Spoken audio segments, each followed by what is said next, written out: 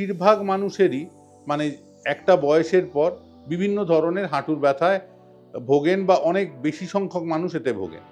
সবচেয়ে প্রথম যেটা দেখা যায় যে এমনিতে কোনো ব্যথা নেই, কিন্তু অনেকটা বসে থাকার পরে যদি চেয়ার থেকে বা কোনো জায়গা থেকে বসে থাকা থেকে উঠতে যাচ্ছেন তখন হাঁটুতে লাগছে। এইটা হচ্ছে একদম প্রাথমিক পর্যায়ে হাঁটুর সমস্যার পূর্ব লক্ষণ। এই অবস্থায় বেশিরভাগ মানুষ ব্যাপারটাকে তেমন গুরুত্ব দেন না।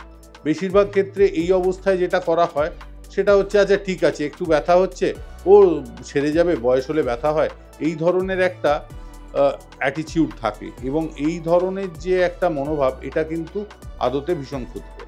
এছাড়া আরও সমস্যা যেগুলো হয়, এমনি নর্মাল রাস্তায় হাঁটতে চলতে অসুবিধা হচ্ছে না ডাক্তারবাবু, কিন্তু সিঁড়িতে উঠতে বা নামতে গেলে হাঁটুতে লাগে। যত তাড়াতাড়ি সম্ভব একজন ডাক্তারবাবুর পরামর্শ নেওয়া। ফলো করুন সংবাদ প্রতিদিন ডিজিটাল।